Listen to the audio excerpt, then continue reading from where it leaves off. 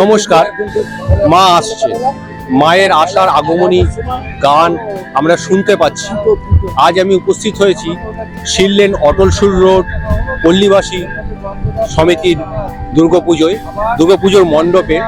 এই বছরের এই দুর্গাপুজোর থিম হলো আমাদের গ্রামের পরিবেশ তুলে ধরা। আমরা সেই শিললেন অটলসুর রোড পল্লীবাসী সমিতির দুর্গাপুজোয় আমরা আজকে আপনাদের সামনে তুলে ধরব। এই পুজোর উদ্যোক্তা যারা আছেন তাদের কাছে জেনে নেব এই পুজোর অজানা গল্প, নানান ইতিহাস।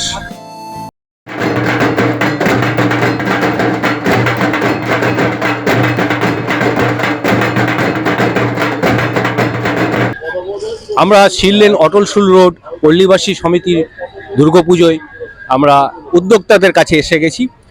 আমি প্রথমেই আমাদের এই পুজোর যিনি সম্পাদক সেক্রেটারি মহাশয় তার কাছেই আমি চলে যাচ্ছি। এই পুজোর সম্বন্ধে তিনি কিছু বলবেন। নমস্কার। শিললেন অটলসুর রোড পল্লীবাসী দুর্গা উৎসব সমিতি থেকে বলছি। আমাদের এটা ৫৪তম বর্ষে পদার্পণ করলাম।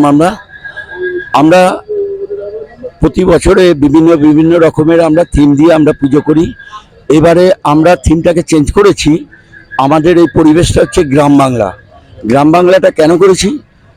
কারণ এই গ্রাম বাংলাটা, গ্রাম বলুন আর শহর বলুন, সব এক হয়ে গেছে। গ্রামেতে কোনো এখন মাটির ঘর, খড়ের চাল আপনারা কেউ দেখতে পাবেন না, সব অট্টালিকা হয়ে গেছে। তো সেই মাটির গন্ধ আর মানে গাছপালার যে সম্পর্ক, সেইটা আস্তে আস্তে বিলুপ্ত হয়ে যাচ্ছে। সমস্ত গাছ কেটে দিয়ে বড় বড় মাল্টিন্যাশনাল কোম্পানি হচ্ছে, প্রজেক্ট হচ্ছে, যার জন্য আজকে আমাদের পৃথিবীর ভারসাম্য দিনে দিনে হারিয়ে যেতে চলেছে। কিন্তু আমাদের আগামী প্রজন্ম যারা আসছে তারা কি জানবে যে গ্রাম বলে কিছু ছিল না শহর চিরকালই শহর ছিল। তো সেইটাকে তুলে ধরার জন্য কলকাতার বুকে আমরা এই সুন্দর পরিবেশটাকে গড়ে তুলেছি। আপনারা দেখুন, আমাদের এই পরিবেশের মধ্যে টোটালটাই আমাদের খড় এবং চট এবং মাটি দিয়ে আমাদের এই প্যান্ডেলটাকে আমরা তৈরি করেছি, আপনাদের সামনে তুলে ধরেছি। এখানে গাছ আছে, পুকুর আছে, মডেল আছে, গ্রামের মহিলাদের, পুরুষদের সমস্ত সব কিছু দিয়েছি। এটা যতটা পেরেছি এটাকে আমরা তুলে ধরেছি। এইবার আপনারা বিবেচনা করবেন যে কলকাতার বুকে গ্রাম বাংলাটা কেমন হয়েছে।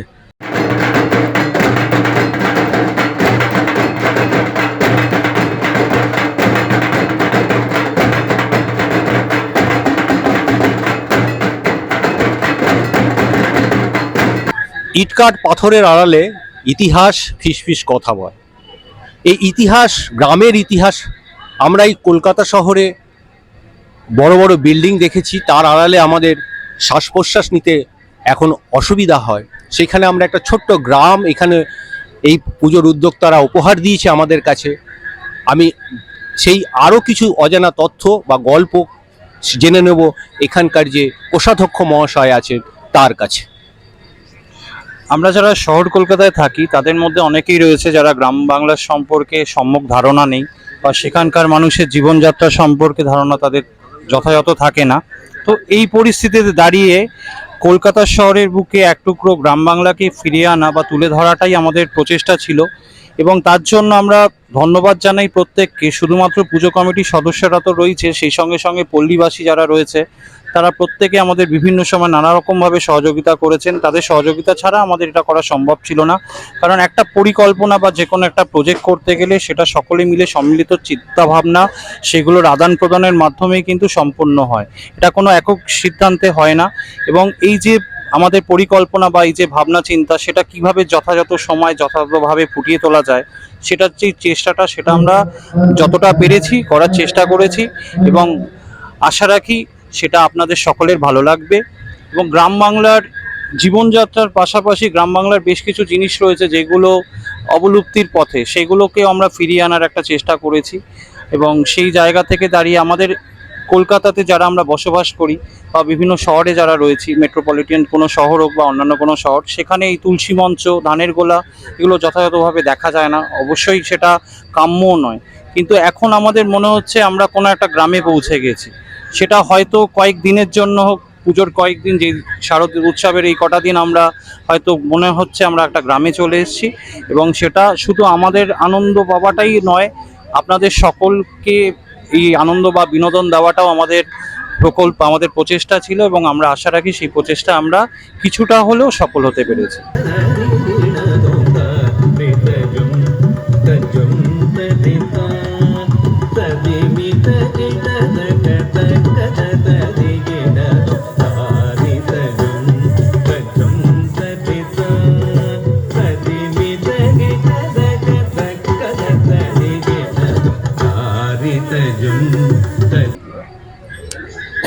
গ্রাম বাংলাকে, এক টুকরো গ্রাম বাংলাকে তুলে ধরা কলকাতার বুকে ট্যাংরা শিললেন মাঠে। তো আমি একটা প্রশ্ন করতে চাই যে এই গ্রাম বাংলাকে আপনারা তুলে ধরেছেন, আপনাদের তো 4 দিন ধরে অনুষ্ঠান হবে, সেখানে কতটা সামঞ্জস্য বজায় থাকবে? না গ্রাম বাংলার যে সমস্ত সংস্কৃতিগুলোকে কি আপনারা তুলে ধরবেন? আমাদের গতকাল শুভ উদ্বোধন ছিল, এবং সেখানে আমাদের বাউল সঙ্গীত, গ্রাম বাংলা সঙ্গে বাউল সঙ্গীতের একটা অঙ্গাঙ্গিক সম্পর্ক রয়েছে। সেই সম্পর্কটা আমরা কালকে আমাদের যে সাংস্কৃতিক অনুষ্ঠান, যে শুভ উদ্বোধন হয়েছিল, সেখানে আমরা বাউল সঙ্গীতের মাধ্যমে সেটা তুলে ধরার চেষ্টা করেছি, এবং আগামী যে দিনগুলো রয়েছে সেখানেও বিভিন্ন সাংস্কৃতিক অনুষ্ঠান, সেই সঙ্গে সঙ্গে বিভিন্ন থিম মিউজিক বা থিম সং। আপনারা যারা মণ্ডপে প্রবেশ করছেন তারা দেখতেই পাচ্ছেন যে ব্যাঙের ডাক, ঝিঝি পোকা, এইগুলো কিন্তু গ্রাম বাংলার আইডেন্টিটি বা সিগনিফিকেন্ট। তো সেটাও আমরা তুলে ধরেছি। সেই সঙ্গে সঙ্গে সাংস্কৃতিক যে সমস্ত আগামী দিনের অনুষ্ঠানগুলো রয়েছে, সেই অনুষ্ঠানগুলোর মধ্যেও যাতে গ্রাম বাংলার ফ্লেভারটাকে আমরা ফিরে পাই, বা গ্রাম বাংলার ফ্লেভারটা আমরা ফিল করতে পারি বা অনুভব করতে পারি, সেই প্রচেষ্টাটা আমরা যথাযথভাবে সকলে মিলে সমবেতভাবে চেষ্টা করছি। শিললেন অটলসুর রোডের পুজোয় তারা বললেন 4 দিন ধরে যে অনুষ্ঠান হবে, পুজোর সাফল্য কামনা করি। একটা অস্থির সময় চলছে এখন, কিন্তু উৎসব না করেও মা আসছেন যেহেতু, মাকে আবাহন করতেই হবে, মার যত্ন আমাদের নিতেই হবে।